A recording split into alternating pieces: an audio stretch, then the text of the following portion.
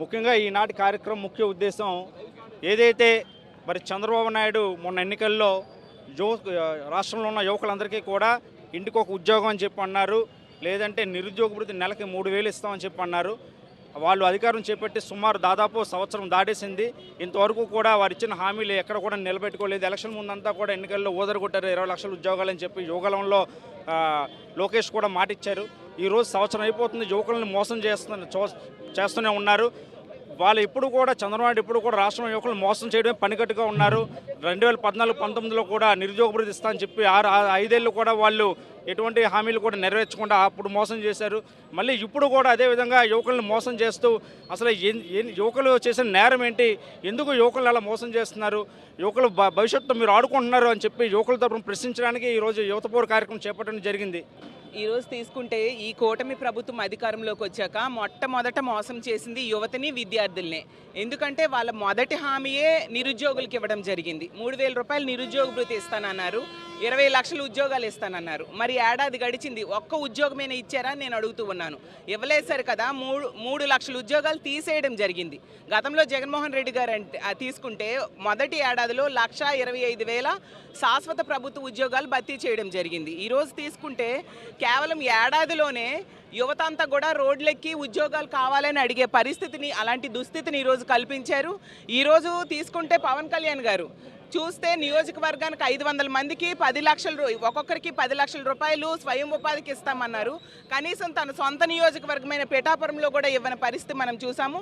ఇలా అన్ని రకాలుగా చంద్రబాబు నాయుడు గారు, లోకేష్ గారు, పవన్ కళ్యాణ్ గారు నెట్ట నిలువుగా నిరుద్యోగ యువతకి మోసం చేయడం జరిగింది. ఈరోజు యువత పోరులో భాగంగా ఈ విశాఖపట్నం కలెక్టర్ ఆఫీస్ ఎదురుగుంటా పెద్ద ఎత్తున యువత అంతా పాల్గొన్నారండి. ఎందుకంటే చంద్రబాబు నాయుడు గారు ఎలక్షన్లో ఇచ్చినటువంటి హామీలన్నీ కూడా పెద్ద మోసంగా భావిస్తున్నారు.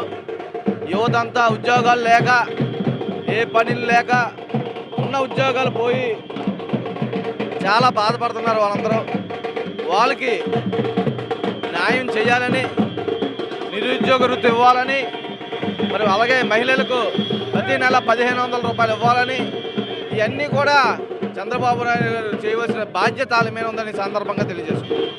ఎలాంటి హామీలు ఇచ్చాడు, చంద్రబాబు నాయుడు మోసాన్ని ఏ విధంగా చూస్తారు? ఈరోజు మీరు చూస్తూ ఉన్నారు, రాష్ట్ర ప్రభుత్వం కూడా కూటమి ప్రభుత్వం వచ్చిన తర్వాత ఈరోజు కుండపోతు వర్షం కొద్దీ కూడా యువత అందరూ కూడా రోడ్డు మీద రావడం జరిగింది. దేని గురించి? ఈరోజు మొత్తం బాబు రాగానే జాబ్ వస్తుందన్నారు. 4 లక్షల ఉద్యోగాల్ని గాల్లో మంట కల్పించిన ప్రభుత్వం ఈ కుటుంబ ప్రభుత్వం. ఈరోజు యువత అందరూ కూడా నిరుద్యోగంతో, వేరే వ్యసనాలతో ఈరోజు రాష్ట్రం అంతా పాడైపోయి ఈరోజు మనం అందరం కూడా ఈ ఎంతమంది కుండపోతు వర్షంతో కొంచెం వేలాది సంఖ్య జగనన్న పిలుపు మేరకు ఈరోజు మన కలెక్టర్ ఆఫీస్ ముట్టడికి అందరూ కూడా జరిగింది మనకి. సార్, ఇప్పుడే కాదు, గత ఎన్నికల్లో కూడా చంద్రబాబు నాయుడు ఇదే తరహాలోనే విద్యార్థిని కానీ యువతను కానీ మోసం చేస్తారు. అంటే చంద్రబాబు నాయుడు స్వభావాన్ని మీరు ఏ విధంగా చూస్తారు? అంటే ఎన్నికలకు ముందు ఒక మాట, ఎన్నికలైన తర్వాత మరో మాటగా మీరు భావిస్తారు. చంద్రబాబు నాయుడు గారు ఒక్కటైతే నిరూపించుకున్నారండి, వెన్నుపోటు పొడవడం ఆయనకి వెన్నతో పెట్టిన విద్య అన్నది ప్రజలందరికీ ఈరోజు తెలిసేలా చేశారు. ఎందుకంటే 14లో అవనివ్వండి, అలాగే ఇప్పుడు 24లో అవనివ్వండి, ఎప్పుడూ కూడా ఏదైతే చేస్తానని చెప్తారో అవి తప్ప అన్నీ చేస్తారు. 3,000 నిరుద్యోగ భృతి ఇస్తానన్నారు, ఎక్కడా ఇవ్వట్లేదు. అదేవిధంగా వాలంటీర్ వ్యవస్థ మొత్తాన్ని తీశారు, ఉన్న ఉద్యోగాలు తీశారు. మొత్తం బాబు వస్తే జాబ్ వస్తుంది, జాబ్ గ్యారెంటీ అన్నారు. ఈ ఒక్క సంవత్సరంలో ఎన్ని ఉద్యోగాలు తీశారు, వాళ్ళు ఎన్ని ఉద్యోగాలు ఇచ్చారు? కనీసం ఒక 100 ఉద్యోగాలని ఇచ్చారా అన్నది మేము ప్రశ్నిస్తున్నాం. అందుకనే ఈరోజు ఇంత వర్షంలో కూడా యువత హోరుని ఇక్కడికి వచ్చి ఈ వర్షంలో ఈ కార్యక్రమానికి వచ్చారు. ఇదే విధంగా రాబోయే రోజుల్లో కూడా ఇంకా ఉవ్వెత్తున యువత ముందుకు వస్తారని చెప్తున్నాం. చెప్పండి మేడం, యువతను ఏ విధంగా మోసం చేశారని మీరు అనుకుంటున్నారు?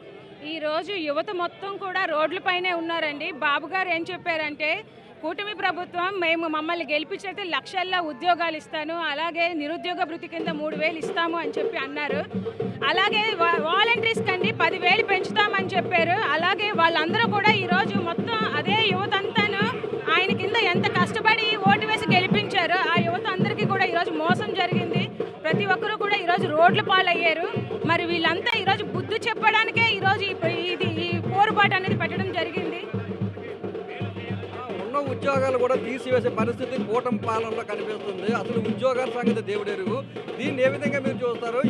నిరుద్యోగ యువతకు కానీ లేదంటే నిరుద్యోగులు ఎలాంటి పిలుపునిస్తారు?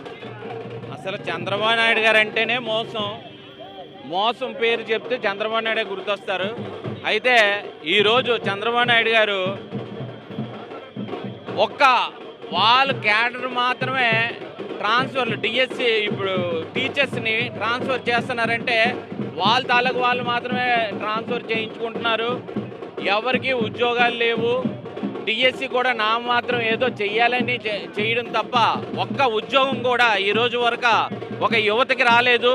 ఎన్నో మంది ఇబ్బంది పడుతున్నారు. ఓటు బ్యాంకింగ్ టైంలో మేము అచ్చేస్తాం ఇచ్చేస్తాం అని చెప్పి ఎన్నో హామీలు ఇచ్చిన చంద్రబాబు నాయుడు గారు ఓన్లీ విజయవాడలోనే పరిమితం అయిపోయారు. విజయవాడకే పరిమితం అయిపోయారు. ఓన్లీ వాళ్ళ తాలూకా వాళ్ళనే డెవలప్ చేసుకుంటున్నారు. మన యోగాకి ఈరోజు యోగా పెట్టి ఎంత ఖర్చు పెట్టారో చూడండి. ఈరోజు వైజాగ్ రోడ్స్ ఆ అమౌంట్తో వైజాగ్లో చాలా లూప్ లైన్ రోడ్స్ వేసి ఉంటే ఈరోజు ఎంతో డెవలప్ అవును. కాబట్టి ఈ చంద్రబాబు నాయుడు గారు అంటేనే మోసం. సార్ ఇప్పుడు చెప్పండి, వైఎస్ జగన్మోహన్ రెడ్డి హయాంలో ఎలాంటి ఉద్యోగ కల్పన జరిగింది? నిరుద్యోగులకు కానీ వీళ్ళకి ఎలాంటి మేలు జరిగింది? చంద్రబాబు నాయుడు ఎలాంటి మోసం జరుగుతుంది? వైఎస్ఆర్ కాంగ్రెస్ పార్టీ జగన్మోహన్ రెడ్డి గారు ముఖ్యమంత్రిగా ఉన్న సమయంలో ఎంతోమంది విద్యార్థులకు కానీ యువతకు కానీ ఎన్నో రకాలుగా జాబులు కేటాయించారు. కొన్ని లక్షల జాబులు ఉపాధి కేటాయించారు. అలాగే వాలంటీర్ వ్యవస్థను తీసుకొచ్చి ఎంతోమంది నిరుద్యోగులకి జాబు ఇచ్చి వాళ్ళందరినీ ఒక నిలబెట్టారు. చంద్రబాబు నాయుడు గవర్నమెంట్ రాగానే వాలంటీర్ని తీసేసి ఎంతోమందిని రోడ్డును పడేశారు. అలాగే నిరుద్యోగ భృతి అన్నాడు, అది ఇవ్వలేదు. యువతకి జాబ్ ఇస్తాను, బాబు వస్తే జాబ్ వస్తాడు. బాబు వచ్చాడు కానీ వాళ్ళ కొడుక్కి పప్పుకి లోకేష్కి జాబ్ వచ్చింది, పవన్ కళ్యాణ్కి జాబ్ వచ్చింది తప్ప ఏ విద్యార్థికి కూడా జాబ్ రాలేదు. అందుకే ఇంతమంది విద్యార్థి యువత కూడా ఇంత వర్షాన్ని కూడా లెక్క చేయకుండా చంద్రబాబు ప్రభుత్వానికి వ్యతిరేకంగా ఈరోజు రోడ్డు మీదకి వచ్చి నిరసన తెలుపుతున్నారు.